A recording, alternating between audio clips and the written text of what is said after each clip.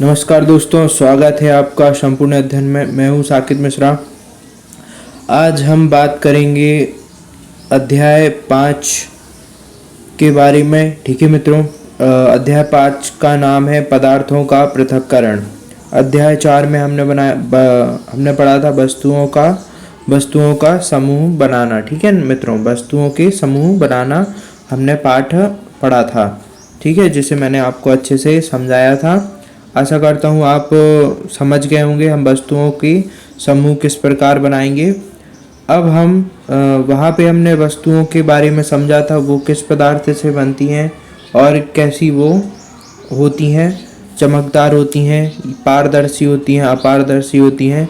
इन सब के बारे में हमने अध्याय 4 में पढ़ा था। आज हम इस अध्याय में पदार्थों को पृथक करना समझेंगे। ठीक है मित्रों, पदार्थों को पृथक करने से अर्थात है उन्हें एक पदार्थ को किसी दूसरे पदार्थ से अलग अलग करना। ठीक है मित्रों, तो आइए शुरू करते हैं हम हमारा पाठ। हमारे दैनिक जीवन में हम ऐसे बहुत से उदाहरण देखते हैं जिनमें हम पदार्थों के किसी मिश्रण से पदार्थ को पृथक करते हुए देखते हैं। चाय बनाते समय चाय पत्ती को द्रव से चलनी या छलनी द्वारा पृथक किया जाता है। ठीक है मित्रों, आपने देखा होगा जब चाय बनाते हैं हमारे घर में मम्मी पापा या जो भी बड़े होते हैं, जब वो चाय बनाते हैं आपके लिए या वो स्वयं के लिए, तो इस प्रकार से आप देख सकते हैं चित्र 5.1 में चाय की पत्ती को किस प्रकार से चाय और चाय की पत्ती को छानकर दोनों को पृथक किया जा रहा है एक दूसरे से। ठीक है मित्रों, अब आगे फसल कटाई के पश्चात अनाज को भूसे से पृथक करते हैं। मक्खन को पृथक करने के लिए दूध या दही का मंथन किया जाता है। ठीक है मित्रों, तो दूध या दही को क्या किया जाता है, मथा जाता है मथनी से, जैसा कि चित्र 5.2 में दिखाया गया है। ये आप देख सकते हैं, ये दूध या दही का मंथन करके मक्खन निकाला जा रहा है। ठीक है मित्रों, आइए आगे पढ़ते हैं। आगे और भी उदाहरण इन्होंने बताए होंगे कि किस प्रकार से हम पदार्थों को पृथक करते हैं। ठीक है, तो देखिए जैसा कि हमने अध्याय 3 में सीखा है कि रेशों से बीजों को पृथक करने के लिए कपास को ऊटा जाता है। ठीक है मित्रों, तो जो कपास के बीज रहते हैं उससे रुई निकालने के लिए हम उसे ऊटते हैं। ठीक है मित्रों, कपास को ऊटते हैं तो वो बीज से पृथक हो जाता है। कदाचित आपने नमकीन, दलिया अथवा पोहा खाया होगा। ठीक है, यदि आपने यह पाया होगा कि इनमें मिर्ची है तो खाने के से पहले उन्हें सावधानी पूर्वक बाहर निकाल दिया होगा। ठीक है मित्रों, आपने पोहा खाया है कभी? खाया ही होगा, वो तो स्वाभाविक सी बात है, सभी ने पोहा कभी ना कभी खाया होगा। तो हमें मिर्ची लगती है तो हम उसमें से मिर्ची को अलग अलग कर देते हैं बीन के। कल्पना कीजिए कि एक टोकरी में आम और अमरूद भरे हैं और आपसे इन्हें पृथक करने के लिए कहा गया है, तो आप क्या करेंगे? इसके लिए आप इस एक प्रकार के फलों को उठाकर किसी पृथक बर्तन में रख देंगे। क्या यह सही है? तो हाँ, हम इन्हें अगर आम और अमरूद एक साथ रखे हैं या कोई भी फल, दो अलग अलग फल एक साथ रखे हुए हैं, तो हम उन्हें आसानी से पृथक कर सकते हैं अगर हमसे उन्हें पृथक करने के लिए कहा जाए तो, है ना मित्रों? तो हम उसे आसानी से पृथक कर सकते हैं। आइए आगे पढ़ते हैं। ऐसा करना सरल प्रतीत होता है, परंतु पृथक किए जाने वाले पदार्थ आम या अमरूद की तुलना में बहुत छोटे हों तो उन्हें पृथक करने के लिए क्या करना होगा? ठीक है मित्रों, अब आप जरा सोचिए, अगर यही पदार्थ बहुत ही ज़्यादा छोटे हैं, ठीक है, तो आप क्या करेंगे बताइए? आपको इन्हें पृथक करने में बहुत ही ज़्यादा समस्या पैदा होगी, है ना मित्रों? तो आपको पृथक करने में बहुत ही ज़्यादा समस्या का सामना करना पड़ेगा। कल्पना कीजिए कि यदि आपको रेत और नमक के मिश्रण से भरा कोई गिलास दिया जाए, ठीक है।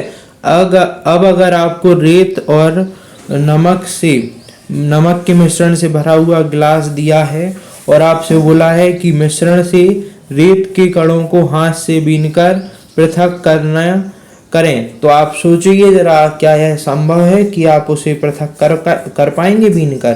बिल्कुल नहीं कर पाएंगे। रेत को नमक से बीनकर पृथक कर पाना असंभव है, ठीक है मित्रों। परंतु पहेली यह जानना चाहती है कि ऐसे पदार्थों को पृथक करने की हमें आवश्यकता ही क्यों है, ठीक है।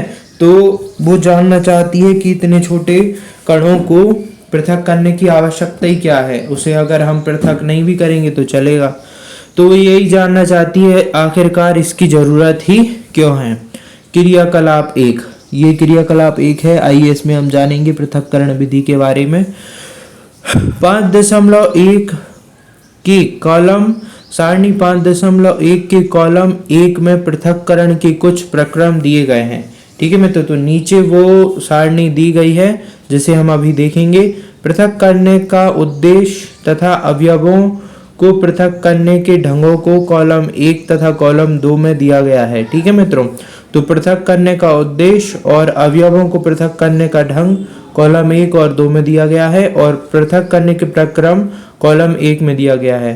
तथापि कॉलम 1 तथा 3 में दी गई सूचना अव्यवस्थित होगी। क्या आप प्रत्येक प्रक्रम का उसके उद्देश्य अथवा पृथक्कृत अवयवों के उपयोग के ढंग से मिलान कर सकते हैं? हम देखते हैं कि किसी पदार्थ का उपयोग करने से पहले हमें उसमें मिश्रित हानिकारक तथा अनुपयोगी पदार्थों को पृथक करने की आवश्यकता होती है, ठीक है मित्रों। कभी कभी हम उपयोगी पदार्थों को भी पृथक करते हैं जिनकी हमें अलग से उपयोग करने की आवश्यकता होती है, ठीक है। पृथक किए जाने वाले पदार्थों के कणों की अमाप अथवा द्रव्य भिन्न हो सकते हैं। ये पदार्थों की 3 अवस्थाओं ठोस, द्रव और गैस में से कोई भी हो सकती है। इसलिए हम किन्हीं पदार्थों के ऐसे मिश्रण को पृथक कैसे करते हैं जिनके गुणधर्मों में अत्यधिक भिन्नता है, ठीक है मित्रों। तो हम उन्हें कैसे पृथक करते हैं इसके बारे में हम आगे पृथक्करण की विधियों में जानेंगे। आइए उससे पहले हम सारणी 5.1 देख लेते हैं।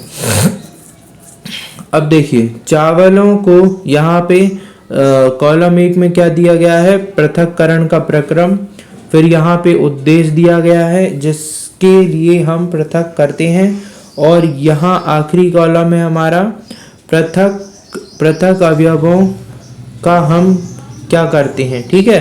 तो आइए इसको पढ़ते हैं हम ध्यानपूर्वक। तो देखिए पृथक्करण प्रक्रम, चावलों से पत्थर को पृथक करना। अब बताइए ये हमने क्यों पृथक किया? तो 2 भिन्न परंतु उपयोगी वस्तुओं को पृथक करना, तो क्या ये आएगा? इसमें नहीं आएगा। अनुपयोगी अवयवों को दूर हटाना, तो हाँ इसमें क्या किया हमने पृथक्करण में, चावल का पृथक्करण क्यों किया है, उसमें से अनुपयोगी अवयवों को हमने हटा दिया है, ठीक है मित्रों।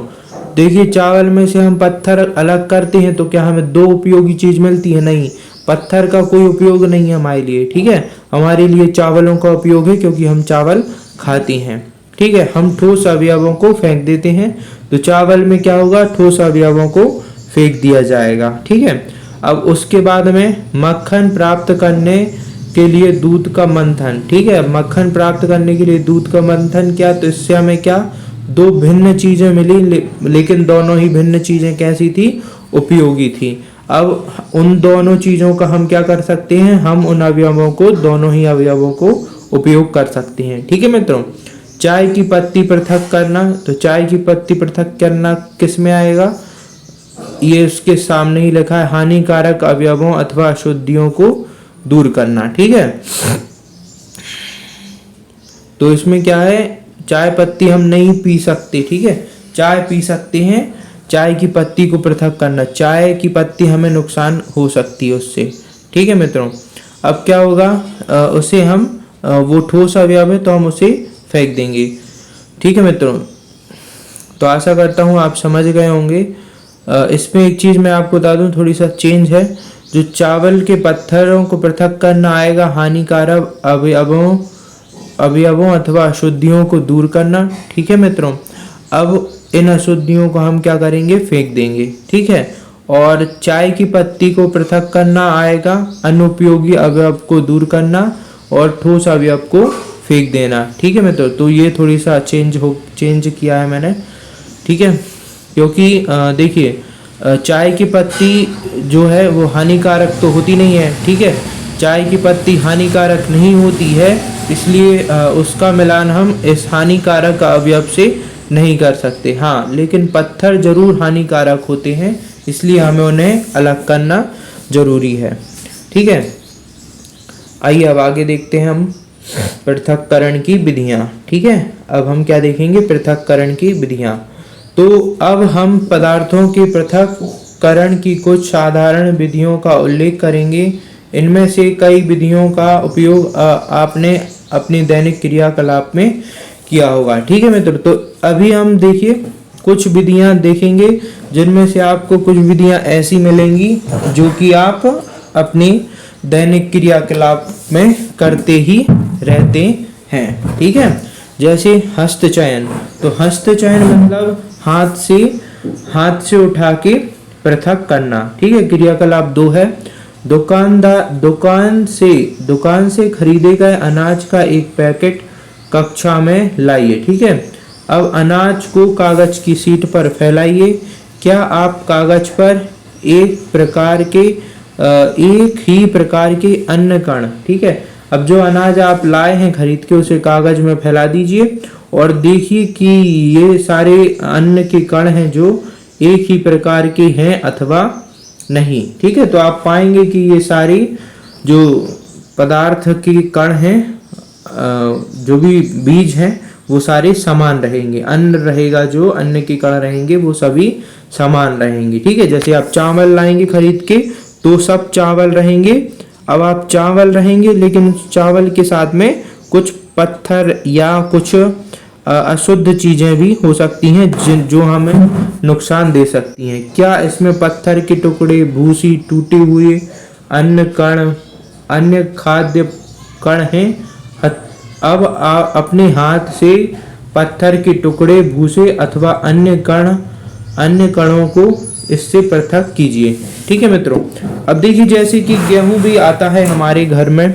जब गेहूं हम खरीद के लाते हैं तो उनमें गेहूं के साथ भी कुछ भूसे के टुकड़े, मिट्टी, छोटे छोटे मिट्टी के कण, उन सब में ये चीजें आ जाती हैं, तो उसे हम हाथ से पृथक कर देते हैं। ठीक है मित्रों, तो हाथ से पृथक करना यही कहलाती है हस्तचयन की विधि। देखिए नीचे ये लिखा भी हुआ है, हस्तचयन की इस विधि के उपयोग से गेहूं, चावल, दाल, कुछ बड़े मिट्टी के कणों, पत्थर तथा भूसे को पृथक करने में किया जाता है। ठीक है मित्रों, ऐसी अशुद्धियों की मात्रा प्रायः बहुत अधिक नहीं होती। ऐसी स्थिति में हस्तचयन द्वारा पदार्थों को पृथक करना सुविधाजनक विधि लगती है। ठीक है मित्रों, तो हम अपने घरों में थोड़ा ही हमें गेहूं या चावल को साफ करना होता है, इसलिए हम इस हस्तचयन विधि का उपयोग कर सकते हैं। अगर हमें यही चीज बहुत ही बड़े स्तर पे करना हो तो हम हस्तचयन विधि के द्वारा गेहूं, चावल, दाल को साफ नहीं कर सकते। इसके लिए हमें कुछ दूसरी विधि का उपयोग करना होगा। देखिए जैसे इस पिक्चर में एक आदमी बैठा है, ये जो चित्र देख रहे हैं आपने, इसमें एक आदमी बैठा है और वो गेहूं देखिए इस कलर का गेहूं ही होता है, तो वो गेहूं को हस्तचयन द्वारा अलग कर रहा है। ठीक है मित्रों, अब आगे आइए देखते हैं थ्रेशिंग। आपने खेत अथवा खलिहानों में गेहूं या चावल की सूखी डंडियां जो पौधे सूख जाते हैं, ठीक है, तो उसका हमारे जो किसान लोग हैं, किसान मित्र हैं, वो उन सूखे पौधों के गट्ठर बना के रख देते हैं। कुछ दिनों के लिए वो खेत में ही पड़ा रहता है। फिर जब देखिए यहाँ पे वही चीज लिखी है, पौधे से अनाज को अलग करने से पहले धूप में सुखाया जाता है, ठीक है। प्रत्येक सूखे पौधे की डंडी पर अन्न कण लगे होते हैं। खेतों में ऐसे सैकड़ों गट्ठरों पर लगे अन्न कणों की संख्या की कल्पना कीजिए। किसान कणों को सूखे पौधे के इतने गट्ठरों से अनाज को कैसे पृथक करते हैं।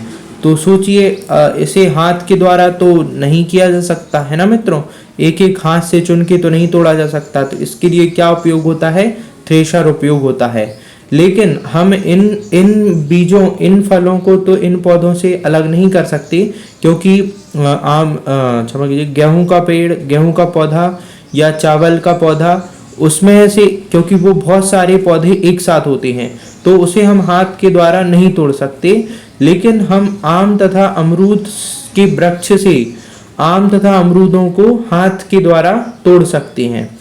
परंतु अन्य कण जो होते हैं, अन्य के जो कण होते हैं, वो आम और अमरूद की तुलना में बहुत छोटे होते हैं। इसलिए हम इन्हें हाथ से तोड़ना या डंडियों से तोड़ना असंभव है, ठीक है। अन्य कणों को इन डंडियों से कैसे पृथक किया जा सकता है, तो बहुत ही हमें ऐसा करने में बहुत ही ज़्यादा हमें समस्या होगी और हमारा टाइम भी बहुत ही खराब होगा। सूखे पौधों की डंडियों से अन्न कण अथवा अनाज को पृथक करने के लिए जो प्रक्रम लगता है उसे हम थ्रेशिंग कहते हैं, ठीक है मित्रों। इस प्रक्रम में डंडियों को पीटकर अन्न कणों से पृथक किया जाता है। कभी कभी थ्रेशिंग का कार्य बैल की सहायता से भी किया जाता है। अत्यधिक मात्रा में कणों को डंडी से पृथक करने के लिए थ्रेशिंग मशीन का उपयोग किया जाता है, ठीक है मित्रों। तो देखिए, इस प्रकार से ये आप देख रहे होंगे, ये जो है वो थ्रेशिंग का काम कर रहा है। ये आदमी अपने हाथों से पीट कर भी वो इसको निकालता है। तो इसे ही हम क्या कहते हैं, थ्रेशिंग कहते हैं, ठीक है मित्रों। अब निष्पावन विधि, तो निष्पावन विधि क्या कहलाती है, आइए जानते हैं निष्पावन विधि क्या कहलाती है। अब इसमें क्रियाकलाप 3 है। सूखी रेत अथवा लकड़ी के बुरादे अथवा सूखी पत्तियों की पाउडर का मिश्रण बनाइए। इस मिश्रण को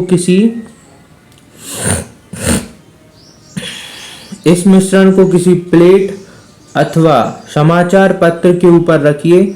मिश्रण को ध्यान से देखिए, क्या आप दोनों अवयवों को आसानी से पृथक कर सकते हैं?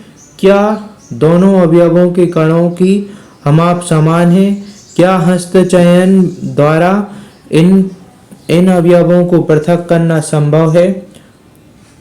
आप इस मिश्रण को खुले मैदान में लेकर जाइए तथा ऊंचे समतल स्थान पर खड़े हो जाइए, ठीक है मित्रों। आपको क्या करना है, जो आपने मिश्रण बनाया है सूखी पत्ती और रेत का, उसे लेके आपको खुले मैदान में एक समतल जगह पे खड़े हो जाना है।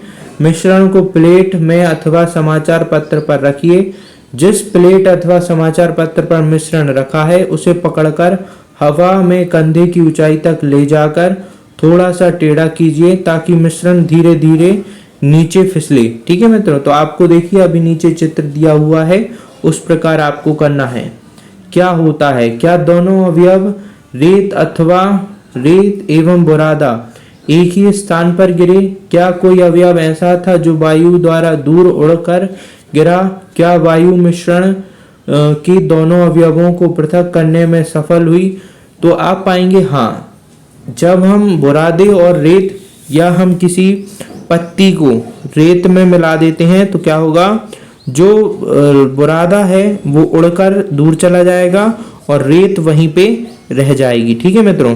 तो इस प्रकार किसी पदार्थ को हम अवयवों को इस प्रकार पृथक करने की विधि को क्या कहेंगे, निष्पावन विधि कहेंगे। इसी प्रकार की विधि को निष्पावन विधि कहा जाएगा।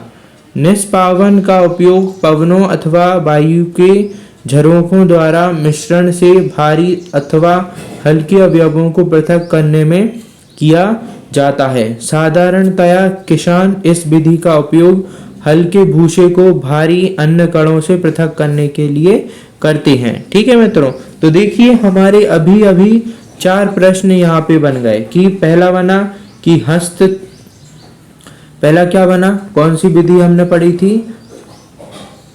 सबसे पहले हमने हस्त चयन विधि। ठीक है, तो पहला प्रश्न यही बन गया कि हस्त चयन विधि क्या है, हस्त चयन विधि क्या होती है। ठीक है मित्रों, फिर अगला बन गया थ्रेशिंग विधि क्या है, थ्रेशिंग विधि का उपयोग कब किया जाता है। ठीक है मित्रों, फिर इसके बाद एक और तीसरा प्रश्न बना हमारा निष्पावन विधि क्या है, पृथक्करण की निष्पावन विधि क्या है। यह हमारा एक बड़ा प्रश्न भी यहाँ पे बन सकता है। पृथक्करण की कुछ विधियों के बारे में टिप्पणी लिखिए। ठीक है मित्रों, तो आप इन जो चीज मैंने आपको समझाई आप उसी को समझ के टिप्पणी इस पे लिख सकते हैं, और हो सके तो आप ऐसे इस प्रकार के चित्र भी बना सकते हैं। तो देखिए ये जो हमारी माता बहन है, ये देखिए ये लड़की है जो, ठीक है, ये किस प्रकार से निष्पावन विधि द्वारा भूसे को अनाज से अलग कर रही है। ये देख सकते हैं ये भूसा उड़ता जा रहा है और ये सूपा है। ठीक है, सूपे में अनाज रख के उसको नीचे गिराया जा रहा है, इस तरफ हवा की दिशा चल रही है, ये अनाज नीचे गिरता जा रहा है और भूसा उड़ता जा रहा है। ठीक है मित्रों, आपने कभी इस प्रकार से देखा है? अगर आप लोग गांव से जुड़े हुए हैं तो जरूर देखा होगा, मैंने तो इस तरह की विधि अवश्य ही देखी है।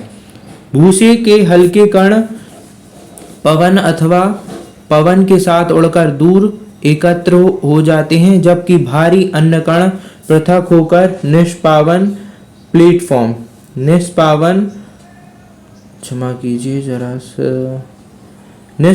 प्लेटफॉर्म के निकट एक ढेर बना लेते हैं।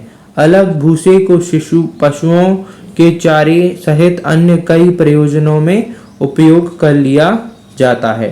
ठीक है मित्रों, अब आइए आगे पढ़ते हैं। आगे हमारी अगली विधि है चालन विधि। कभी कभी हमें आटे से व्यंजन बनाने की इच्छा होती है, हमें इसमें उपस्थित चोकर अन्य अशुद्धियों को पृथक करने की आवश्यकता होती है। ठीक है, चोकर, तब हम क्या करते हैं? इसके लिए हम चलनी का उपयोग करते हैं अथवा उसमें आटा डालते हैं और उसे हिलाते हैं। ठीक है मित्रों, देखिए इस प्रकार से हिलाएंगे जिस प्रकार से चित्र 5.6 में हिला रहा, ये जो आदमी है या जिसके भी हाथ है वो इसको हिला रहा है, और हिलाने से क्या हो रहा है, नीचे आटा जाता जा रहा है और ऊपर चोकर बच जाएगा। यदि आपने ऐसा कभी करके देखा हो तो आप समझ जाएंगे कि चोकर क्या होता है। ठीक है, या आपने ना देखा हो तो घर में आपने अपनी माँ को जरूर देखा होगा। यदि नहीं देखा है तो आप करके देख सकते हैं। एक कटोरी आटा लीजिए और उसे छन्नी में डालिए और छानिए, तो आप देखेंगे कि ऊपर चोकर बचेगा।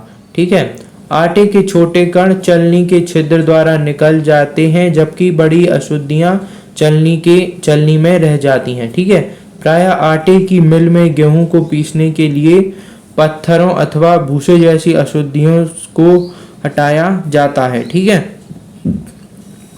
आटे की जो मिलें रहती हैं उसमें गेहूं को जब पीसते हैं तो क्या करते हैं, सबसे पहले उसमें से पत्थर और भूसे जैसी अशुद्धियों को हटाते हैं। साधारणतः गेहूं की बोरियों को एक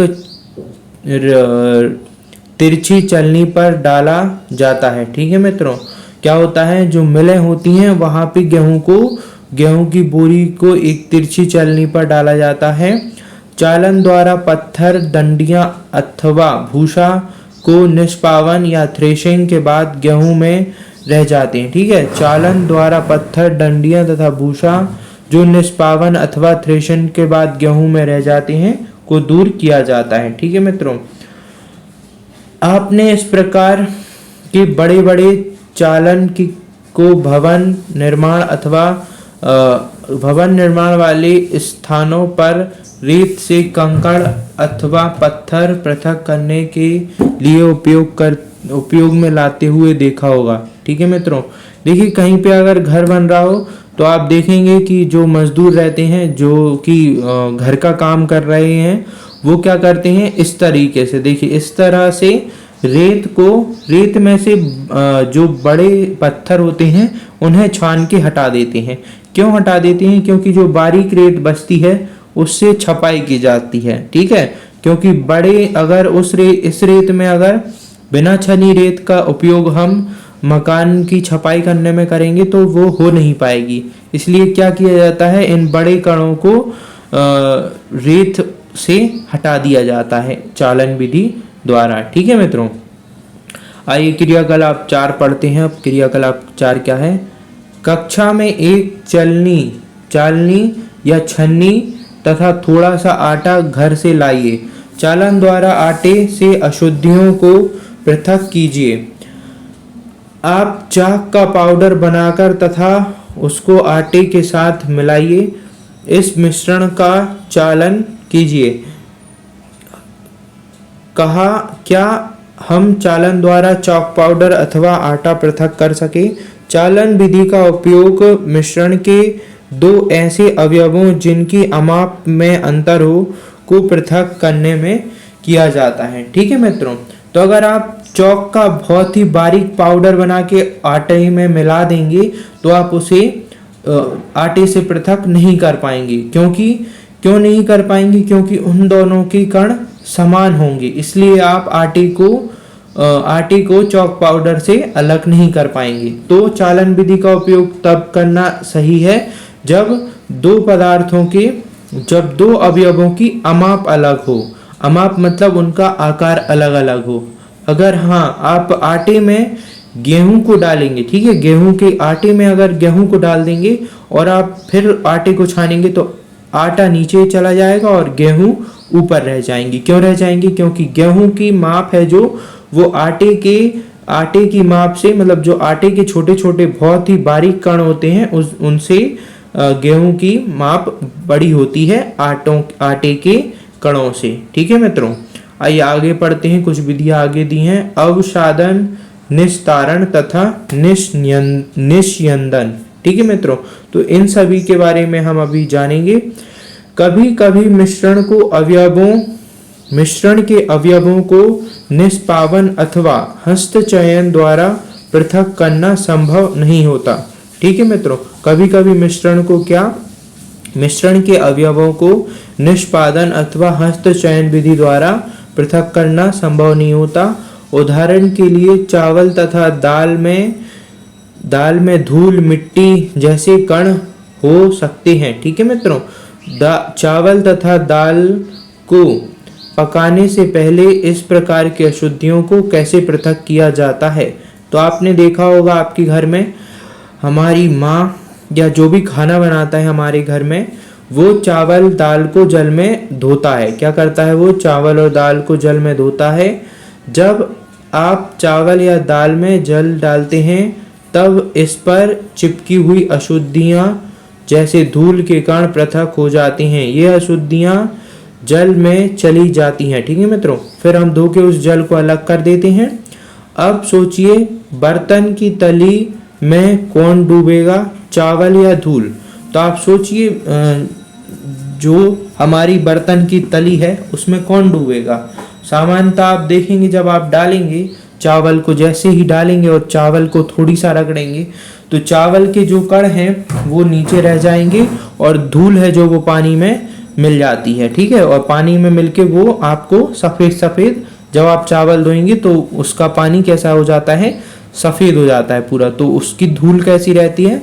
सफ़ेद रहती है। ठीक है मित्रों, तो हम उसे फिर धीरे से उस पानी को गिरा देते हैं और चावल हमारे नीचे ही रह जाते हैं, वो गिरते नहीं है। ठीक है मित्रों, बर्तन को थोड़ा सा टेढ़ा करके जल को बाहर गिराया जाता है। ठीक है, यदि आपने ये क्रियाएं देखी होंगी तो ये पाठ आपको बहुत ही आसान लगेगा। अगर आपने ये सब होते नहीं देखा है तो शायद आपको ये कठिन लग सकता है। मिश्रण में जल मिलाने पर भारी अवयव नीचे तली में बैठ जाते हैं। बैठ जाने के प्रक्रम को अवसादन कहते हैं। ठीक है मित्रों, तो मिश्रण में जल मिलाने पर भारी अवयवों के नीचे तली में बैठ जाने के प्रक्रम को क्या कहते हैं? अवसादन कहते हैं। ठीक है, हमने जल में कोई मिश्रण मिलाया, अब उस मिश्रण में जो भारी अवयव थे, मतलब देखिए आप मिश्रण को मिलाएंगे, जैसे चावल के साथ धूल का मिश्रण है, तो क्या होगा? चावल और धूल में आप बताइए कौन कौन भारी होगा? आप स्वयं से सोचिए कौन भारी होगा, बताइए। चावल के कण भारी होंगे। ठीक है मित्रों, तो जब चावल के कण भारी होंगे तो वो क्या होंगे? वो नीचे बैठ जाएंगे। ठीक है, और जो धूल रहेगी वो पानी के साथ मिल जाएगी। तो इस प्रक्रम को क्या कहा जाएगा? अवसादन कहा जाएगा। अब अवसादित मिश्रण को बिना हिलाए जल की मिट्टी सहित उड़ेलने की प्रक्रिया को निस्तारण कहती हैं। ठीक है मित्रों, तो जब जल को उड़ेल दिया तो उसे क्या कहेंगे? निस्तारण। मिश्रण को जल में डाला और भारी अवयव नीचे बैठ गए। ठीक है मित्रों, तो ये अवसादित हो गया मिश्रण। क्या होगा? ये जो मिश्रण क्या हो गया? अवसादित हो गया। अब उसे बिना हिलाए क्या किया? उसको उड़ेल दिया, उस पानी को क्या किया? उड़ेल दिया। तो उड़ेलने की इस क्रिया को क्या कहा? निस्तारण कहा। ठीक है मित्रों, आइए हम नीचे देखेंगे चित्र हमारे 5.8 में, हमारा जो इस पुस्तक में चित्र बना है 5.8, उसमें हम देखेंगे। अब हम ऐसे अन्य मिश्रणों का पता लगाते हैं जिनसे अवयवों को अवसादन तथा निस्तारण विधि द्वारा पृथक किया जा सकता है। ठीक है मित्रों, तो ये दोनों चावल को धोने में ये दोनों विधियों का उपयोग होगा, अवसादन और निस्तारण। ये दोनों संयुक्त रूप से चावल को धोने के काम आएंगी।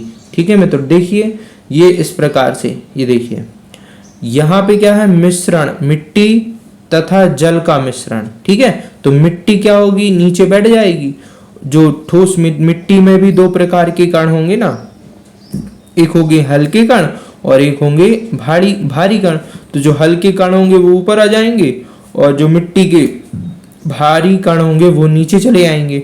इस प्रकार से क्या होगा? इस प्रकार से फिर अघुलित पदार्थ को पानी से अलग किया जा सकता है। नीचे मिट्टी रह जाएगी और जो जल के साथ जो घुला हुआ पदार्थ है वो हमारा इस प्रकार से बाहर आ जाएगा। ठीक है मित्रों, आइए आगे पढ़ते हैं। यही सिद्धांत ऐसे द्रवों को ऐसे मिश्रण को पृथक करने में उपयोग में लाया जाता है जो आपस में मिश्रित नहीं होते। उदाहरण के लिए तेल तथा जल को उनके मिश्रण से इसी विधि द्वारा पृथक किया जाता है।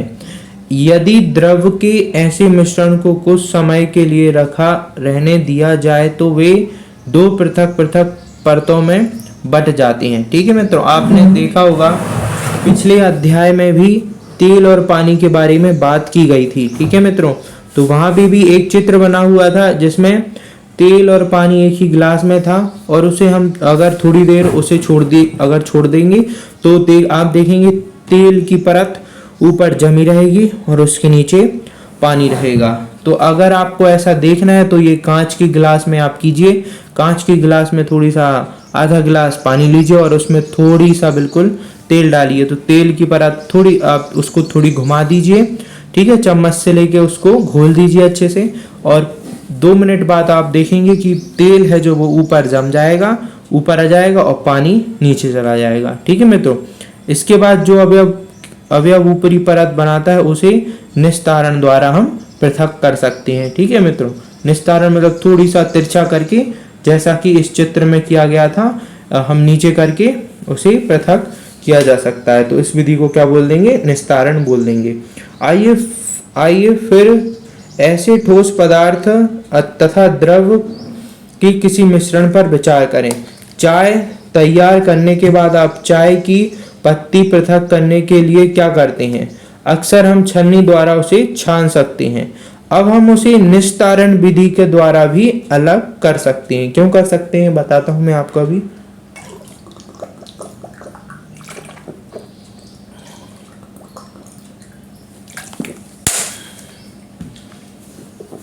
सुनिए, हम उसे निस्तारण विधि के द्वारा भी अलग कर सकते हैं। कैसे कर सकते हैं? देखिए, आपने चाय बनाई, सुनिए ध्यान से, आपने चाय बनाई, ठीक है। अब चाय को थोड़ी देर रखा रहने दीजिए। चाय बना लिया आपने, उबल गई चाय। अब उसके बाद चाय को रखा रहने दीजिए। जो चाय का जो हमारा डोंगा है जिसमें भी हमने चाय बनाई है उसे रखा रहने दीजिए, ठीक है। फिर थोड़ी देर बाद आप क्या देखेंगे, वो जो चाय की पत्ती है वो नीचे बैठ जाएगी, ठीक है मित्रों। अब उसे आप निस्तारण विधि द्वारा अलग कर सकते हैं, ठीक है। लेकिन आगे पढ़ते हैं। अब चाय को एक छन्नी में डाल दीजिए। चाय को क्या कीजिए, ये जो है ये विधि ये थोड़ी अलग है, उसे लेकिन निस्तारण विधि द्वारा भी पृथक किया जा सकता है। आप करके देखिए, या मैं आपको जब मैं सारी क्रियाकलाप कराऊंगा तो मैं आपको ये विधि भी करके बताऊंगा, ठीक है मित्रों। अब चाय को एक छन्नी में डाल दीजिए। क्या चाय की सारी पत्तियां छन्नी में रह जाती हैं? हाँ, जब हम चाय को छन्नी से छानते हैं तो वो जो छन्नी में चाय की पत्ती रह जाती है, तो इस प्रक्रम को क्या कहते हैं, निस्यंदन कहते हैं। तो निस्यंदन मतलब फिल्टर करना, ठीक है। अब सोचिए, तैयार चाय से चाय की पत्ती पृथक करने के लिए निस्तारण और निस्यंदन में से कौन सी विधि अच्छी है? देखिए, इसमें कोई शक नहीं है कि निस्यंदन विधि ज़्यादा अच्छी है, क्योंकि इसमें एक भी चाय पत्ती का कण हमारे कप में नहीं आएगा। लेकिन अगर हम निस्तारण विधि द्वारा अलग करेंगे तो हो सकता है कुछ चाय की पत्ती हमारे कप में आ जाए, और वो जब चाय की पत्ती हमारे कप में आएगी तो वो हमारा स्वाद बिगाड़ेगी। आइए अब हम अपने उपयोग में आने वाली जल के उदाहरण पर विचार करते हैं। क्या हम सभी को हर समय पीने के लिए सुरक्षित जल मिलता है? कभी कभी नलों से गंदला जल प्राप्त होता है। तालाबों तथा नदियों से एकत्रित किया गया जल भी पंकिल हो सकता है, विशेषकर बरसात के बाद। देखिए, पंकिल मतलब होता है किसी चीज में कोई अशुद्ध चीज का मिल जाना, ठीक है मित्रों। आइए अब हम यह देखें कि क्या हम पृथक्करण की कुछ विधियों द्वारा जल से मिट्टी जैसे आंवले अशुद्धियां दूर कर सकते हैं, ठीक है मित्रों। तो अब हम यही देखेंगे कि जल से हम कुछ आंवले चीज़ों को अलग कर सकते हैं अथवा नहीं। देखिए, यहाँ पे क्रियाकलाप 5 दिया हुआ है। तालाब या नदी का पंकिल जल लीजिए। यदि यह ना मिल सके तो एक गिलास जल में थोड़ी मिट्टी मिला लीजिए, ठीक है मित्रों। आप ऐसा भी कर सकते हैं, थोड़ी सी मिट्टी मिला सकते हैं। इसे आधे घंटे के लिए छोड़ दें। जल का सावधानी पूर्वक परीक्षण कीजिए तथा अपने परीक्षण को लिखिए, ठीक है मित्रों। क्या गिलास की तली में कुछ मिट्टी बैठ गई है? ऐसा क्यों हुआ? इस प्रक्रम को आप क्या कहेंगे? अब जल को बिना हिलाए गिलास को थोड़ा तिरछा कीजिए। एक गिलास को ऊपर के जल क्षमा कीजिए, इस गिलास के ऊपर के जल को दूसरे गिलास में उड़ेलिए। आप इस प्रक्रम को क्या कहेंगे? ठीक है मित्रों, तो ये प्रक्रम हमारा क्या है? अवसादन तथा निस्तारण। ठीक है मित्रों, ये कौन सा प्रक्रम हुआ हमारा? अवसादन तथा निस्तारण। ठीक है मित्रों, तो देखिए अवसादन, सबसे पहले हमने क्या किया? जल में मिट्टी मिलाई। ठीक है, जल में क्या मिलाई? मिट्टी मिलाई। उसके बाद हमने जो दूसरा गिलास था, उस दूसरे गिलास में, जिस गिलास में हमारा मिट्टी और पानी था, उस गिलास से हमने एक दूसरे गिलास में मिट्टी नीचे बैठ गई। जिस गिलास में हमने मिलाया था तो उसमें मिट्टी क्या हुई? नीचे बैठ गई। ठीक है, जब वो मिट्टी नीचे बैठ गई तो हमने क्या किया? बिना उसको हिलाए धीरे से उस जो पानी जो ऊपर रह गया है, पानी हमारा शुद्ध पानी, उसे हमने दूसरे गिलास में ले लिया। तो जब हमने उसमें मिट्टी मिलाई थी तो वो हो गया हमारा क्या? वो मिट्टी जब नीचे बैठ गई तो वो हो गई क्या हमारी? क्या हो गया? वो अवसादन हो गया। और जब हमने उसे, देखिए इस प्रकार से, क्षमा कीजिए,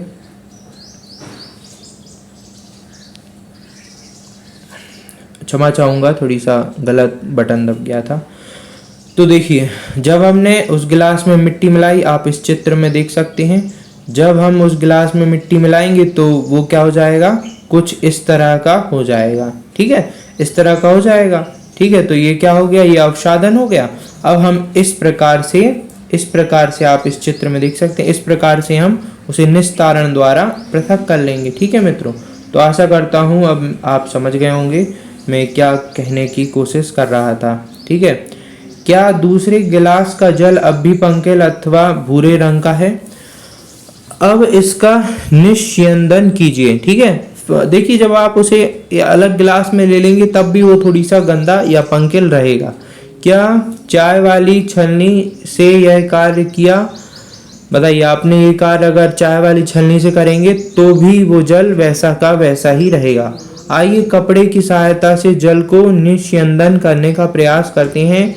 कपड़े के टुकड़े में बुने हुए तागे के बीच छोटे छोटे छिद्र अथवा रंध्र होते हैं। ठीक है, देखिए चाय की छलनी में उतने छोटे रंध्र नहीं होते, लेकिन जो हमारा कपड़ा होता है उसमें जरूर बहुत छोटे छोटे रंध्र होते हैं।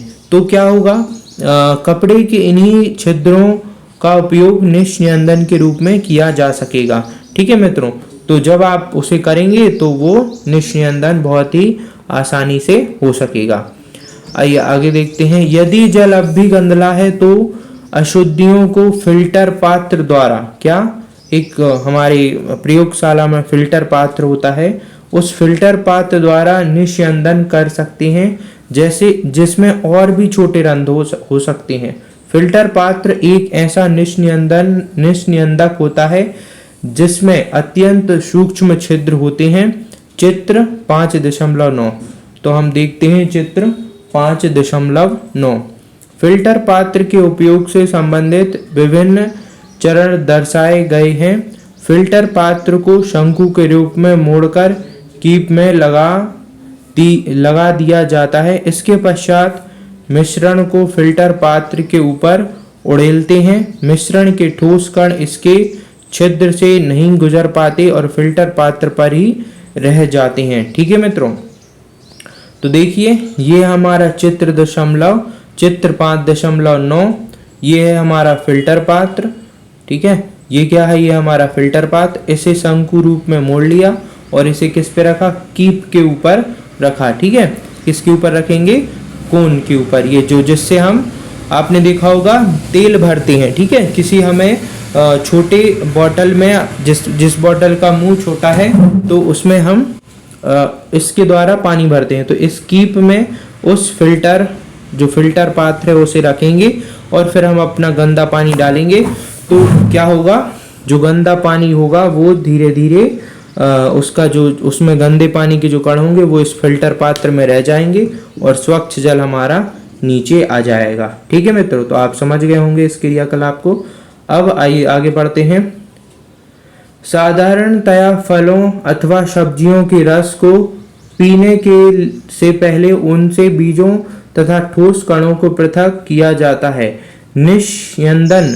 निस्यंदन विधि का उपयोग घरों पर पनीर बनाने में भी होता है। ठीक है मित्रों, आपने देखा होगा कि पनीर बनाने के लिए दूध को उबालने से पहले उसमें नींबू का रस मिलाया जाता है। इससे पनीर के ठोस कणों तथा द्रव का मिश्रण प्राप्त होता है। ठीक है मित्रों, कभी दूध फट गया है आपके घर में, फटा दूध अगर आपने देखा है तो उसमें आप देखते होंगे उसमें पानी और कुछ ठोस पदार्थ अलग अलग हो जाती हैं। पनीर को इस मिश्रण से कपड़े या छन्नी से पृथक फिल्टर करके पृथक कर लिया जाता है। तो क्या करते हैं, उस वो पनीर जो फटा दूध है उसे कपड़े में डाल देते हैं और कपड़े में डाल के उसे कहीं ऊपर टांग देते हैं। तो धीरे धीरे जो वो उसका पानी है वो छन के पानी नीचे गिर जाता है और जो हमारा फटा दूध है वो उसमें ऊपर रह जाता है और उसी फटे दूध से फिर उसका क्या बन जाता है, पनीर बन जाता है। ठीक है मित्रों, अब आइए बाष्पन विधि पढ़ते हैं। एक बीकर में थोड़ा जल लेकर उसमें 2 चम्मच नमक डालिए, अच्छी तरह से उसे हिलाइए। तो क्या होगा, आप क्या पाएंगे, आप पाएंगे कि वह नमक उसमें घुल गया है। ठीक है, उसमें वो नमक घुल गया है और थोड़ी सा जल के रंग में भी परिवर्तन आएगा। हिलाने के बाद क्या आप बीकर में कोई नमक देखते हैं?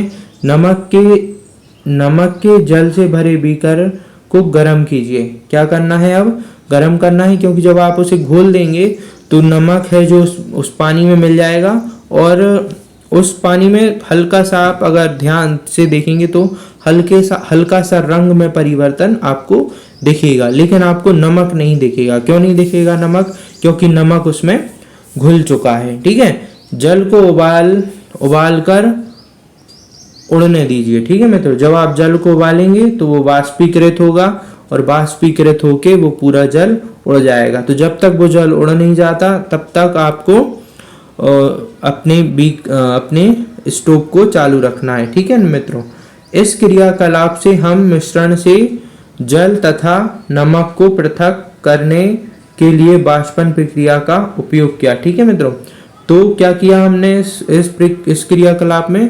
मिश्रण से जल तथा नमक को पृथक करने के लिए वाष्पन प्रक्रिया का उपयोग किया। जल को उसके वाष्प में परिवर्तन करने की प्रक्रिया को वाष्पन कहते हैं। ठीक है, जहां पर जल होता है वाष्पन की प्रक्रिया निरंतर होती रहती है। ठीक है मित्रों, जहां पे जल होगा वहां पे वाष्पन की प्रक्रिया होती रहती है। आपके विचार से नमक कहाँ से आता है? समुद्र के जल में अत्यधिक मात्रा में लवण मिश्रित होते हैं। इन्हीं लवणों में से एक लवण साधारण नमक है। जब समुद्र के जल को बड़े बड़े उथले गड्ढों में भरकर छोड़ दिया जाता है तो सूर्य के प्रकाश से जल गर्म होकर वाष्पन द्वारा धीरे धीरे वाष्प में बदलने लगता है।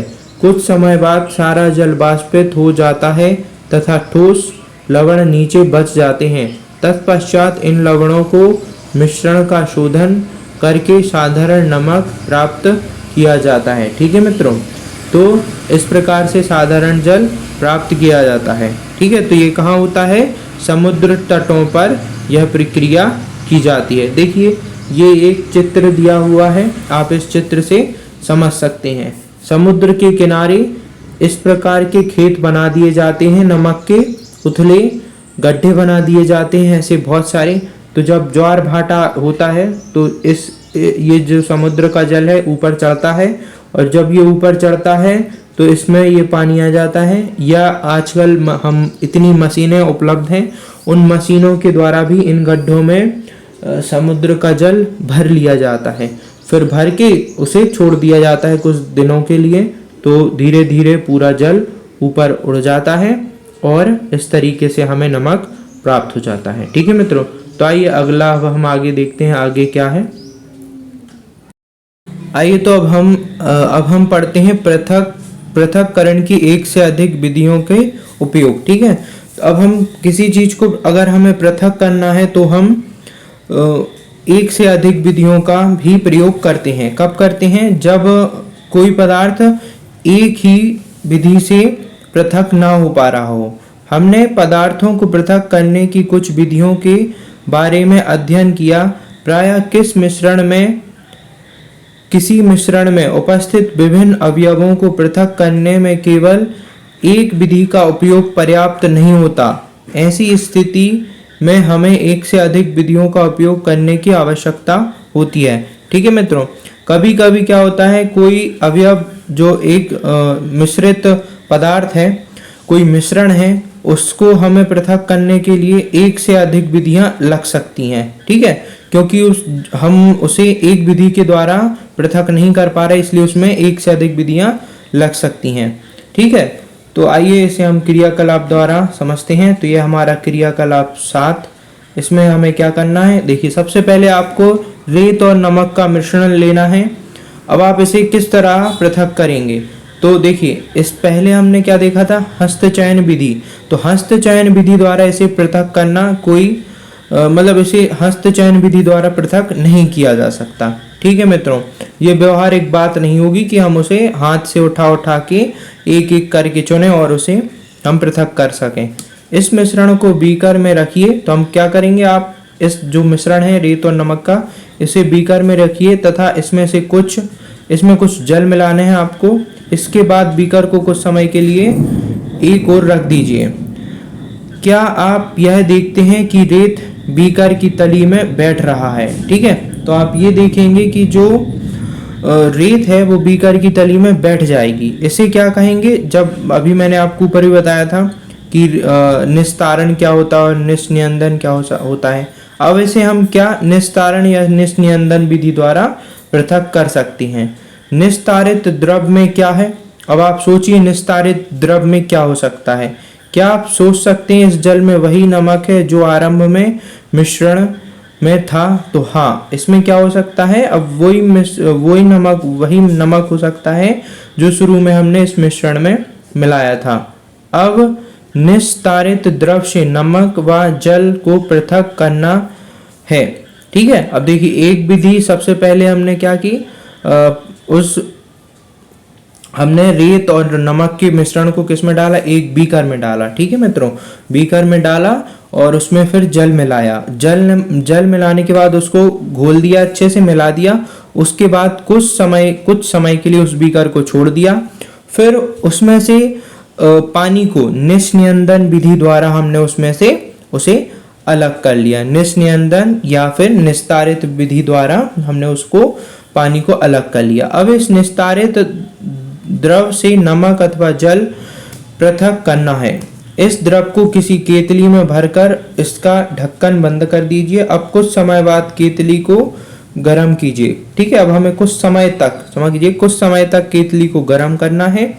क्या आप केतली की टोंटी से भाप निकलती देखते हैं? तो अगर आप केतली लेंगे तो आप उसमें देखेंगे कि उसमें से कुछ भाप निकलेगी। ठीक है, देखिए ये चित्र द्वारा आप समझ सकते हैं, ये वही पानी है जो निस्नियंदन द्वारा हमने इस केतली में भरा है।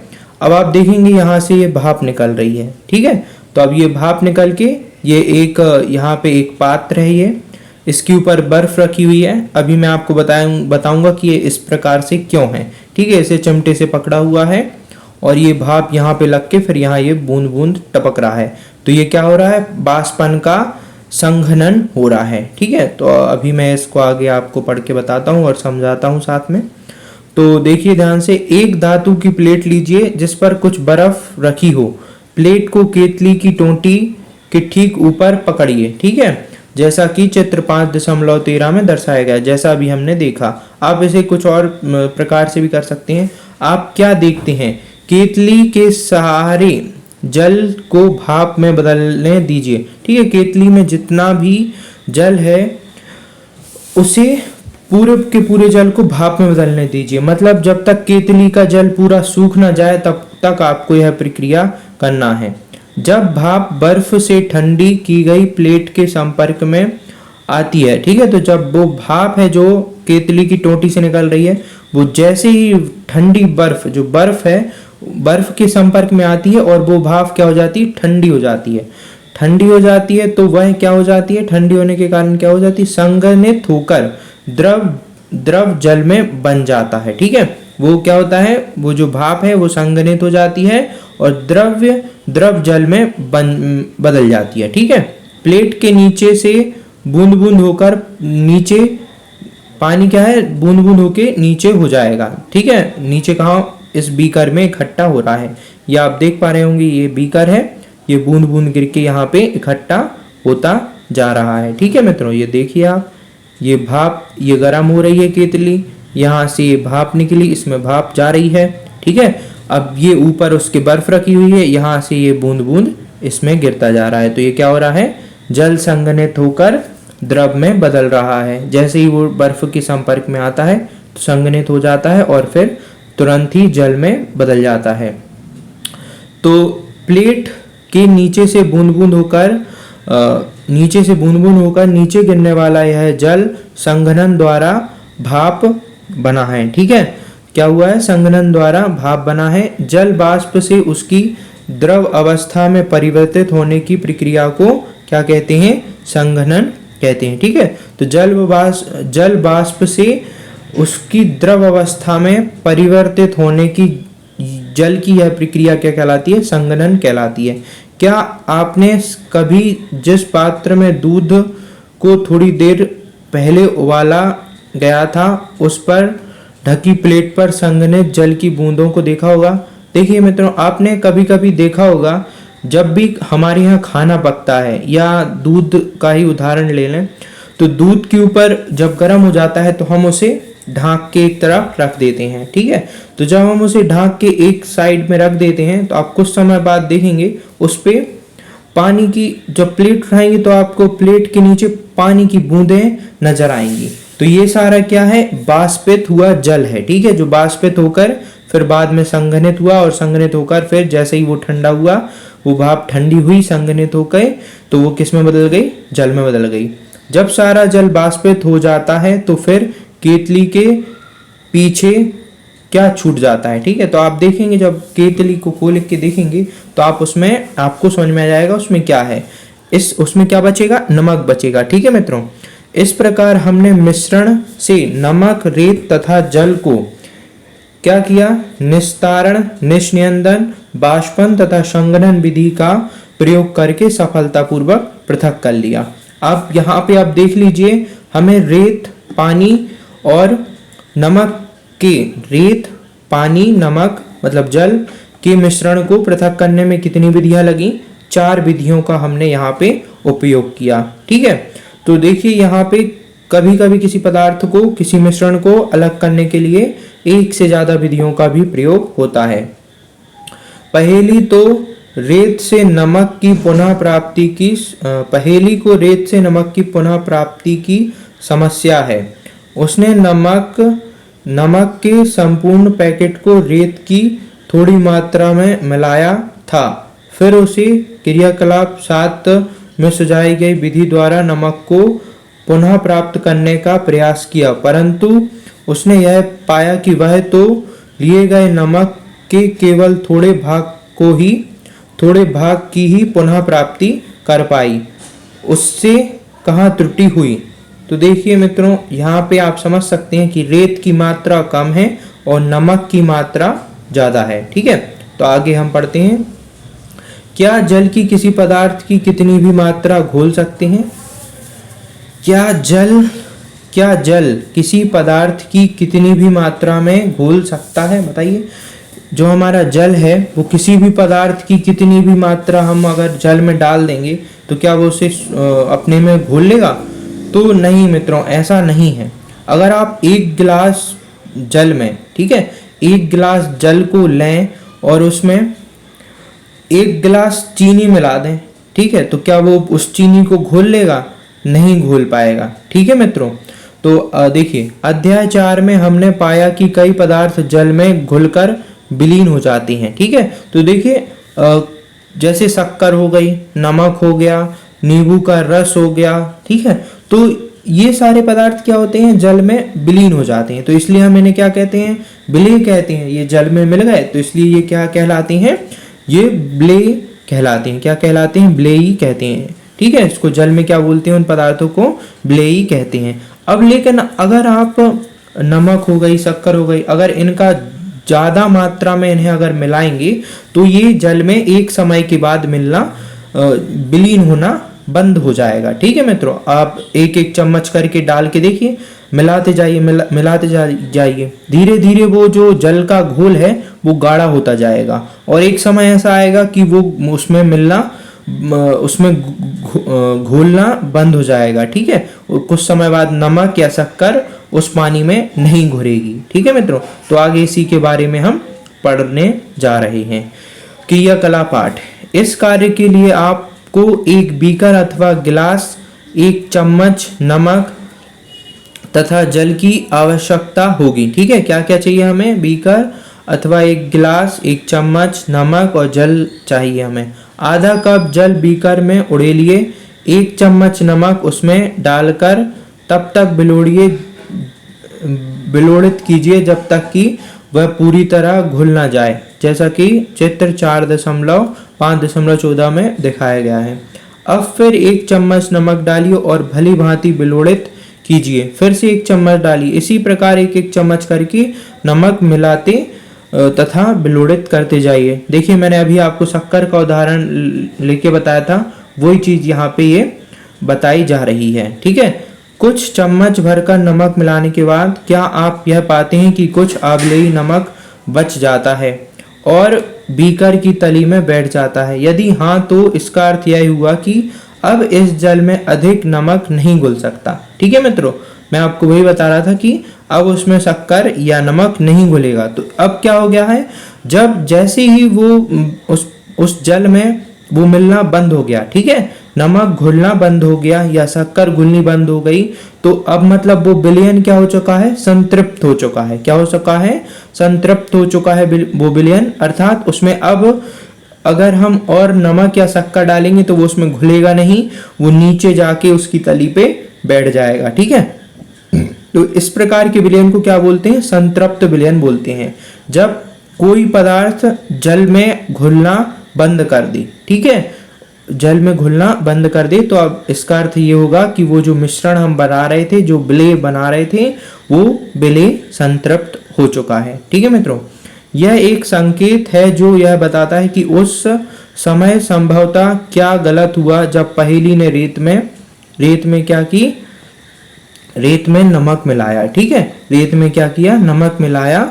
देखिए जो 14.5 था, आपको इस तरह से उसमें नमक घोलते चलना है। ठीक है, ये रखा नमक और एक एक चम्मच मिलाते जाइए।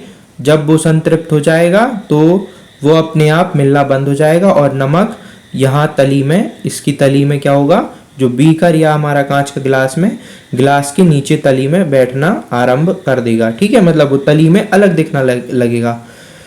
तो देखिए क्या हुआ होगा पहेली के साथ, तो उसमें क्या थी, नमक की मात्रा अधिक थी। ठीक है, रेत में नमक की मात्रा क्या थी, अधिक थी। अधिक मात्रा में मिली नमक की पुनः प्राप्ति का प्रयास किया था। कदाचित नमक की मात्रा संतृप्त विलयन बनाने के लिए आवश्यक मात्रा से बहुत अधिक थी। ठीक है, तो जो संतृप्त विलयन था, ठीक है, वो क्या थी, वो नमक की मात्रा उससे कहीं अधिक थी। आबली नमक रेत के साथ मिला रह गया, जिससे पुनः प्राप्त नहीं किया जा सका। ठीक है मित्रों, क्या हुआ, जब उसने रेत में मिलाया, फिर उसको उस प्रक्रिया निस्नियंदन या निस्तारण विधि द्वारा उसको छाना, तो क्या हुआ होगा, रेत के साथ वो आबले नमक रेत के ही साथ रह गया, जो और जितना मिल पाया तो वो उतना मिला रह गया। ठीक है, अभी मैंने आपको समझाया था संतृप्त विलयन के बारे में। तो यही चीज पहेली के साथ हुई। वह अधिक मात्रा में जल का उपयोग करके अपनी समस्या हल कर सकती थी। ठीक है, अब अगर यदि उसी मिश्रण में वो और अधिक, उतना ही अधिक जल मिला देती तो उसके साथ ऐसा नहीं होता। कल्पना कीजिए कि उसके पास मिश्रण के सारे नमक को घोलने के लिए पर्याप्त मात्रा में जल नहीं है। क्या किसी अन्य उपाय द्वारा जल की उसी मात्रा में संतृप्त विलयन बनाने से पूर्व पहले से अधिक नमक घोला जा सकता है? देखिए मैं इसको फिर से पढ़ता हूँ। कल्पना कीजिए कि उसके पास मिश्रण के सारे नमक को घोलने के लिए पर्याप्त मात्रा में जल नहीं है। क्या किसी अन्य उपाय द्वारा जल की उसी मात्रा में संतृप्त विलयन बनाने से पूर्व पहले से अधिक नमक घोला जा सकता है? आइए हम पहेली की सहायता करने का प्रयास करें। तो देखिए हम क्रियाकलाप 9 द्वारा इसको समझेंगे कि ऐसा कैसे किया जा सकता है। बीकर में कुछ जल लीजिए तथा उसे तब तक नमक मिलाई जब तक कि उसमें और नमक ना घुल सके। ठीक है, तो आपको जब तक मिलाना है कि जब तक कि वो नमक घुलना बंद ना हो जाए। ठीक है, मतलब जब तक कि वो संतृप्त विलयन प्राप्त ना हो जाए तब तक आपको नमक मिलाते जाना है। और संतृप्त विलयन कब आप समझ जाएंगे, जब जल में नमक घुलना बंद हो जाएगा, तभी आप समझ जाइए कि ये संतृप्त हो चुका है। अब इस संतृप्त विलयन में कम मात्रा में नमक मिलाइए और इससे गर्म कीजिए। ठीक है, अब क्या कीजिए, संतृप्त विलयन में कम मात्रा में नमक मिलाइए और इसे गर्म कीजिए। आप क्या पाते हैं, बीकर की तली वाले नमक का क्या हुआ, क्या अब यह घुल गया? यदि हाँ तो क्या इस विलयन को गर्म करने पर इसमें और अधिक नमक घोला जा सकता है? तो हाँ, अगर हम उसे गर्म करेंगे तो वो क्या होगा, विलयन घुल जाएगा। ठीक है, उसमें नमक जो बचा है वो घुल जाएगा। इस गर्म विलयन को ठंडा होने दीजिए। क्या बीकर की तली में पुनः नमक बैठता दिखाई देता है? तो हाँ, आपको जरूर दिखाई देगा। आप करके देखिए यह क्रियाकलाप सुझाता है कि गर्म करने पर नमक की अधिक मात्रा घुली जा सकती है। क्या जल में विभिन्न विलेय पदार्थों की समान मात्रा घुलती है? आइए पता लगाते हैं। ठीक है, तो अब हम आगे पता लगाएंगे क्या जल में विभिन्न विलेय पदार्थों की समान मात्रा घुलती है अथवा नहीं। 2 गिलास लीजिए और आधा कप पानी भरिए। 1 गिलास में 1 चम्मच नमक मिलाइए और इस क्रिया को चीनी से दोहराइए। ठीक है, इसी प्रकार दूसरे गिलास में आपको चीनी से करना है। आप इसको जल में विलेय अन्य पदार्थों से भी दोहरा सकते हैं। सारणी 5.2 में आप क्या जानकारी प्राप्त करते हैं? क्या आपने पाया कि जल में विभिन्न पदार्थों की भिन्न भिन्न मात्रा को घोलता है। ठीक है, तो आप ये पाएंगे कि पदार्थ अलग अलग चीज़ों को अलग अलग मात्रा में अपने अंदर घोलता है। ठीक है, जैसे आप शक्कर मिलाएंगे तो शक्कर की वो अलग मात्रा घोलेगा। ठीक है, हो सकता है शक्कर की 1 किलो घोल ले, नमक की कुछ कम घोले, और अगर आप नींबू के रस को मिलाएं तो उसकी कुछ और मात्रा घोले। ठीक है, तो इस प्रकार से वो अलग अलग पदार्थों की अलग अलग मात्रा को घोलेगा। हमने पदार्थों के पृथक्करण की कुछ विधियों के विषय में चर्चा की है। इस अध्याय में प्रस्तुत पृथक्करण की विधियों का उपयोग विज्ञान प्रयोगशाला में भी किया जाता है। ठीक है, तो ये जितनी भी अभी हमने आपको इस अध्याय में अभी मैंने आपको जो पढ़ के बताई हैं उनका क्या किया जाता है, प्रयोगशाला में भी इनका प्रयोग किया जाता है। हमने यह भी सीखा कि पदार्थ को द्रव में घोलने से विलयन बनता है। यदि विलयन और पदार्थ ना घुल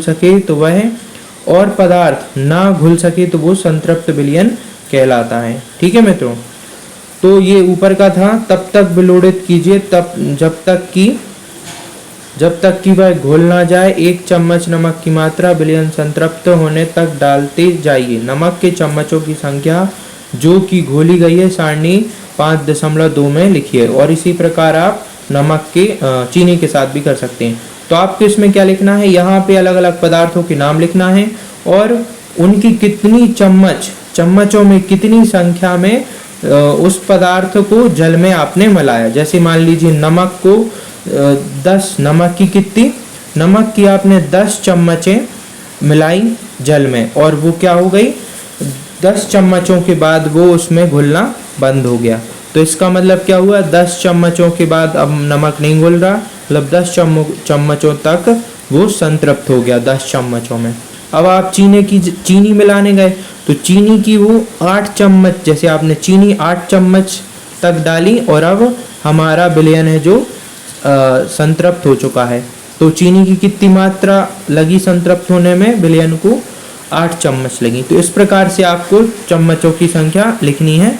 तो आप यहाँ पे ये इसी उदाहरण से समझ सकते हैं कि नमक की कितनी मात्रा लगेगी और चीनी की कितनी मात्रा लगी। ठीक है, तो अलग अलग पदार्थों को अलग अलग मात्रा में वो घोलेगा। ये हम क्रियाकलाप द्वारा ही सिद्ध कर सकते हैं। अब देखिए, अब कुछ शब्द दिए हुए हैं यहाँ पे, मंथन। ठीक है, तो इन्हीं शब्दों को अभी हमने पढ़ना। मंथन, संघनन, निस्तारण, बाष्पन, निष्नियंदन, हस्तचयन, संतृप्त विलयन, अवसादन, चालन, विलयन, थ्रेशिंग, निष्पावन। तो इन सब शब्दों के बारे में आप स्वयं से अब अपने नोट्स बना सकते हैं। ठीक है, मंथन के बारे में लिख सकते हैं कि मंथन शब्दों को हम इसके क्या होता है ये मंथन शब्द। संघनन लिख सकते हैं कि संघनन क्या हो सकता। इन सारे शब्दों को आप अपने आसानी से लिख सकते हैं। जैसे मैंने पाठ समझाया है आपसे ये बनना चाहिए। ठीक है मित्रों, अगर नहीं बनता है तो इस पाठ को फिर से ध्यान से सुने। भले ही मेरे पाठ जो मैं पढ़ा रहा हूँ, जो अध्याय मैं बता रहा हूँ आपको, भले ही वो 1 घंटे के आसपास हैं, लेकिन एक ही बार में सब कुछ मैं आपको बता रहा हूँ। तो ध्यान से पूरा वीडियो देखिए, आपके लिए बहुत ही लाभप्रद होगा। आपको यहीं की यहीं सारी चीज़ें अच्छे से समझ आ जाएंगी। अगर समझ नहीं आती तो आप उन्हें फिर से सुन सकते हैं। आइए सारांश पढ़ें। हस्तचयन, निष्पावन, चालन, अवसादन, निस्तारण, निष्यंदन मिश्रणों से उसके अवयवों के पृथक्करण की कुछ विधियां हैं। ठीक है, क्या है, मिश्रण से उसके अवयवों की ये कुछ विधियां हैं। अनाज से भूसा और पत्थर को हस्त चयन द्वारा पृथक किया जा सकता है। भूसा अनाज की भारी बीजों से निष्पावन विधि द्वारा पृथक किया जा सकता है। किसी मिश्रण के कणों की अमाप में अंतर का उपयोग चालन तथा निस्यंदन प्रक्रिया द्वारा पृथक किया जाता है। ठीक है, रेत और जल के मिश्रण में रेत के भारी कण तली में बैठ जाते हैं और निस्तारण विधि द्वारा जल से पृथक किए जा सकता है। ठीक है, तो मैं आशा करता हूँ आपको ये सारी चीज़ें समझ में आ गई होंगी। देखिए अभी और है हमारा सारांश। द्रव तथा उसमें आबले पदार्थों के अवयवों को निस्यंदन के प्रयोग से पृथक किया जा सकता है। किसी द्रव को उसी बाष्प में परिवर्तित करने की प्रक्रिया बाष्पन कहते हैं। ठीक है, किसी द्रव को बाष्प में परिवर्तित करने की प्रक्रिया को बाष्पन कहते हैं। बाष्पन की विधि का उपयोग द्रव में घुले ठोस को पृथक करने में किया जा सकता है। जिस विलयन में कोई पदार्थ और अधिक ना घुल सके वह उस पदार्थ का संतृप्त विलयन होता है। ठीक है, किसी पदार्थ के विलयन को गर्म करने पर उसमें और अधिक पदार्थ घुला जा सकता है। ठीक है, तो जल में विलेय पदार्थों की विभिन्न मात्रा में घुलता है। ठीक है, जल क्या है, विलेय पदार्थों को विभिन्न मात्रा में घुलता है। ठीक है, तो आइए अब देखते हैं अभ्यास। हमारा अभ्यास क्या है, मैं आपको यहीं अभ्यास बता देता हूँ। देखिए ये हमारा अभ्यास है, इसमें 10 प्रश्न हैं। मैं आपको यहाँ समझा देता हूँ, आप ध्यान से अपने शब्दों में उत्तर को लिख सकते हैं या आप अध्याय में से भी देख के इन प्रश्नों को लिख सकते हैं। हमने किसी मिश्रण के विभिन्न अवयवों को पृथक करने की आवश्यकता क्षमा कीजिए, मैं फिर से पढ़ता हूँ। हमें किसी मिश्रण के विभिन्न अवयवों को पृथक करने की आवश्यकता क्यों होती है, 2 उदाहरण लिखिए। तो देखिए 2 उदाहरण लिखने हैं, हमें क्यों होती है पृथक करने की आवश्यकता। तो हमें विभिन्न अवयवों को पृथक करने की आवश्यकता इसलिए होती है ताकि हम उसका उपयोग सही आवश्यकता अनुसार कर सकें। ठीक है मित्रों, जैसे कि उदाहरण से मैं आपको समझाऊं, जैसे चाय पत्ती का विलयन है। ठीक है, चाय पत्ती का मिश्रण है पानी के साथ। ठीक है, जब हम चाय बनाते हैं तो चाय में पत्ती रहती है और चाय बन जाती है। ठीक है, पानी में मिलाते हैं। तो अब आप बताइए, इसको पृथक करने की आवश्यकता है कि नहीं, कि आप चाय की पत्ती के साथ ही चाय पी लेंगे। ठीक है, तो एक उदाहरण तो यही हो गया कि चाय को पत्ती से अलग करके ही हम चाय पी सकते हैं।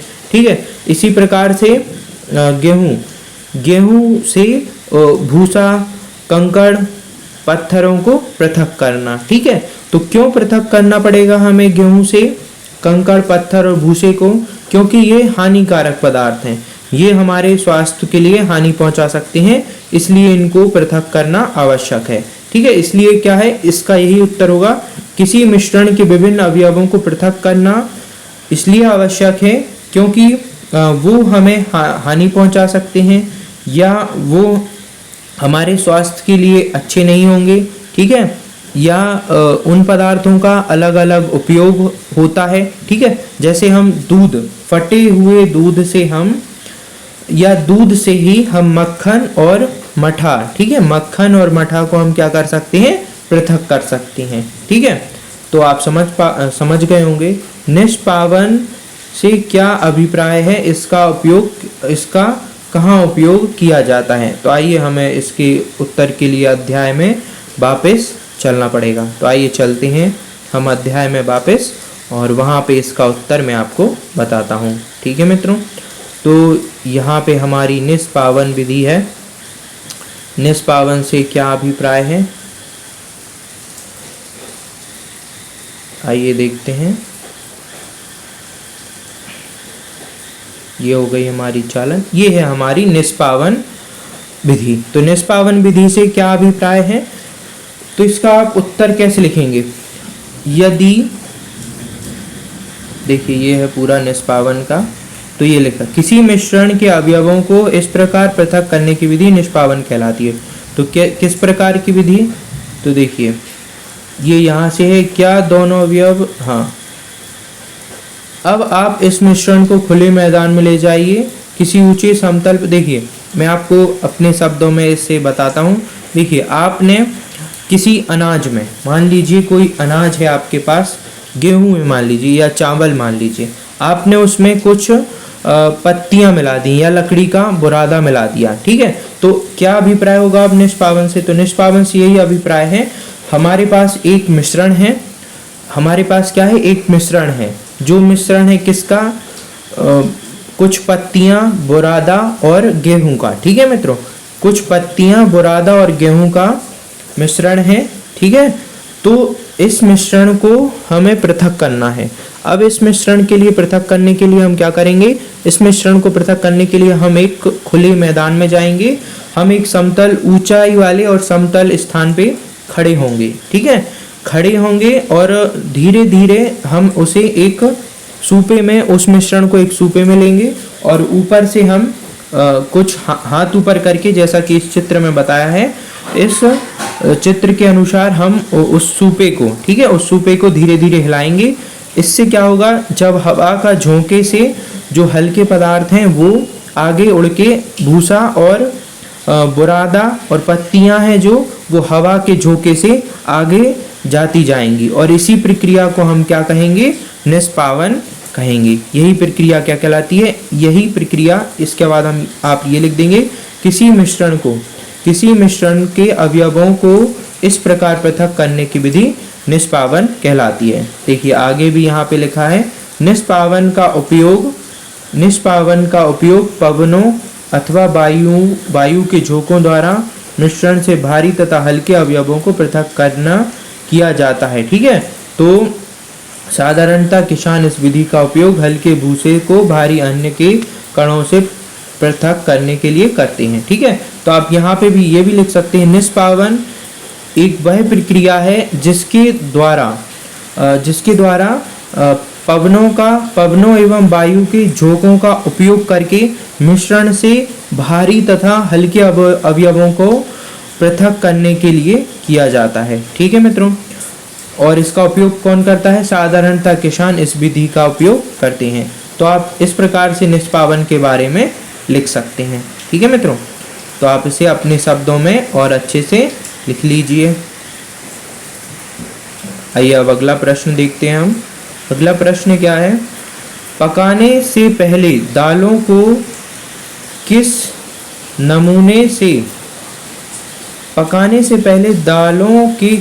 नमूने से आप भूसे तथा धूल के कण कैसे पृथक करेंगे? तो हम कैसे पृथक करेंगे?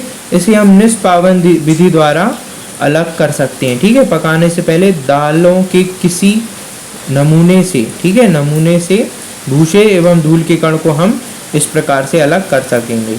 छालन से क्या अभिप्राय है? तो छालन से अभिप्राय ये होगा कि हम उसे छान लें, ठीक है। किसी पदार्थ को हम छन्नी लेके हम इसे छान लेते हैं, तो यही क्या कहलाता है? छालन कहलाता है। जैसे यहाँ पे उपयोग बताया है, जैसे कि इसका उपयोग कहाँ होगा? आटा छानने में चोकर को अलग करने के लिए, ठीक है। और गेहूं के छोटे बड़े कणों को पृथक करने के लिए, ठीक है। गेहूं में भी उपयोग किया जा सकता है। गेहूं में कुछ बड़े कण होते हैं, बड़ा दाना होता है और कुछ छोटे दाना होता है, ठीक है। तो छालन का उपयोग वहां पे भी हो सकता है, ठीक है। अब रेत और जल के मिश्रण से आप रेत तथा जल को कैसे पृथक करेंगे? तो इसे हम कर सकते हैं निस्तारण और निष्नियंदन विधि द्वारा हम इसे पृथक कर सकते हैं, या हम जैसे चाय को छानते हैं उस प्रकार से भी हम रेत और जल के मिश्रण को अलग कर सकते हैं, ठीक है। आटे और चीनी के मिश्रण से क्या चीनी पृथक करना संभव है? हाँ, आटे और चीनी के मिश्रण से चीनी को पृथक करना संभव है। आप इसे कैसे करेंगे? हम इसे छालन विधि द्वारा कर सकते हैं, ठीक है। अब आगे क्या है? पंकिल जल के किसी नमूने से आप स्वच्छ जल कैसे प्राप्त करेंगे? तो इसे हम किस प्रकार करेंगे? निष्नियंदन द्वारा हम इसे पंकिल जल को साफ करेंगे। देखिए इसका एक ऊपर क्रियाकलाप भी है, तो इसका उत्तर वही पूरा का पूरा क्रियाकलाप होगा, ठीक है मित्रों। तो आप अध्याय में अपनी पुस्तक खोलिए और अध्याय में ऊपर जाइए, अपने पिछले पृष्ठों पे जाइए और वो आप इसका उत्तर इसमें आसानी से लिख सकते हैं। अब आगे क्या है, रिक्त स्थान भरिए। तो अब हमें रिक्त स्थान भरना है, तो हम रिक्त स्थान भरते हैं। धान के दानों को डंडियों से पृथक करने की विधि तो क्या होगी, ये अभी अभी मैंने बताई थी यहाँ पे, ये होगी अपनी निष्पावन विधि। ठीक है, किसी एक कपड़े पर दूध को उड़ेलते हैं तो मलाई उस पर रह जाती है। पृथक्करण की यह प्रक्रिया क्या है, ये निष्नियंदन है। ठीक है मित्रों, ये क्या है, जैसे ही उस पर पड़ी तो वो निष्नियंदन विधि थी, इसलिए वो क्या हो गया, पृथक हो गया। समुद्र के जल से नमक अलिस्तन प्रक्रिया द्वारा प्राप्त किया जाता है, तो बाष्पन प्रक्रिया द्वारा प्राप्त किया जाता है। जब पंकिल जल को पूरी रात एक बाल्टी में रखा जाता है तो अशुद्धियां तली में बैठ जाती हैं। इसके पश्चात स्वच्छ जल ऊपर पृथक कर लेते हैं। इसमें उपयोग होने वाली पृथक्करण की प्रक्रिया को हम क्या कहेंगे, आशवन कहेंगे। ठीक है मित्रों, हमने ऊपर पढ़ा था कि आशवन में क्या होता है, अगर कोई भारी पदार्थ है तो वो क्या हो जाएगा, तली में बैठ जाएगा, पात्र की तली में बैठ जाएगा, तो यही क्या कहलाएगा, आशवन विधि कहलाएगी। ठीक है मित्रों, अब आइए आगे देखते हैं। सत्य असत्य है। दूध और जल के मिश्रण को निष्नियंदन द्वारा पृथक किया जा सकता है, तो नहीं किया जा सकता। ठीक है मित्रों, नमक अथवा चीनी के मिश्रण को निष्पावन द्वारा अलग किया जा सकता है, तो नहीं मित्रों, ये भी गलत होगा, नहीं किया जा सकता। चाय की पत्ती को चाय से पृथक करने के लिए निष्नियंदन किया जा सकता है, तो हाँ किया जा सकता है। अनाज और भूसे का पृथक्करण निस्तारण प्रक्रम से किया जा सकता है, तो नहीं किया जा सकता। ठीक है, निष्पावन से जरूर किया जा सकता है। जल में चीनी तथा नींबू रस मिलाकर शिकंजी बनाई जाती है, हाँ बनाई जाती है। आप बर्फ डालकर इसे ठंडा करना चाहते हैं, इसके लिए शिकंजी में बर्फ चीनी घोलने से पहले डालेंगे या बाद में? किस प्रकरण में अधिक चीनी घोलना संभव होगी? तो आप बताइए कब डालेंगे? मैं तो पहले भी डाल सकता हूँ और बाद में भी डालूँ। अगर आप पहले डालेंगे तो और अधिक चीनी नहीं घोल पाएंगे। अगर आप बर्फ अगर बाद में डालेंगे तो जरूर चीनी अधिक घोल पाएंगे। ठीक है मित्रों, तो ये था हमारा अभ्यास। अगर मैं आपको इस अभ्यास में कुछ गलत बताता हूँ तो आप बेझिझक कमेंट बॉक्स में लिख सकते हैं और बता सकते हैं कि सर आपने ये गलत बताया है, तो मैं उस त्रुटि को नेक्स्ट वीडियो में सुधार दूंगा। ठीक है मित्रों, तो ये परियोजना कार्य है जो आप अपने मित्रों के साथ मिलके और टीचर के साथ मिलके कर सकते हैं। नहीं तो मैं इसका एक अलग सीरीज़ में लाऊंगा। पूरी सारे क्रियाकलाप 6th क्लास से लेके 10th क्लास के सारे क्रियाकलाप में उन वीडियो में आपको बताऊंगा। बस आपका सपोर्ट चाहिए, तो प्लीज़ लाइक शेयर और सब्सक्राइब करना ना भूलें। अवलोकन के लिए ये हमारा अवलोकन है। निष्पावन करने वाले गुस्ताव कोरबेट की एक पेंटिंग, तो ये 1853 की पेंटिंग है। Musee de BS art Nantes France के सौजन्य से। ठीक है, तो ये वहाँ से ली गई है। ये देखिए, निष्पावन द्वारा ये छान रहे हैं और उससे अनाज और भूसे को अलग कर रहे हैं। ठीक है मित्रों, तो ये था हमारा अध्याय पदार्थों का पृथक्करण। ठीक है मित्रों, तो मिलते हैं नेक्स्ट वीडियो में। अब मैं कक्षा 6वीं के अन्य विषयों की वीडियो भी एक एक करके डालूंगा। अभी सिर्फ विज्ञान की आ रही है, इसके बाद भूगोल की भी आएगी, इतिहास की भी आएगी। ठीक है मित्रों, जो भी हमारे प्रमुख विषय हैं उन सारे विषयों की वीडियो में धीरे धीरे डालना शुरू कर दूंगा। तो प्लीज़ आपसे बस एक ही रिक्वेस्ट है कि ज़्यादा से ज़्यादा शेयर कीजिए ताकि मेरे सब्सक्राइबर बढ़ें, और लाइक कीजिए। ठीक है, जिससे मैं मोटिवेट हूँ कि और वीडियो मैं आपके लिए लाऊं अच्छी। ठीक है, तो मिलते हैं नेक्स्ट वीडियो में। जय भारत।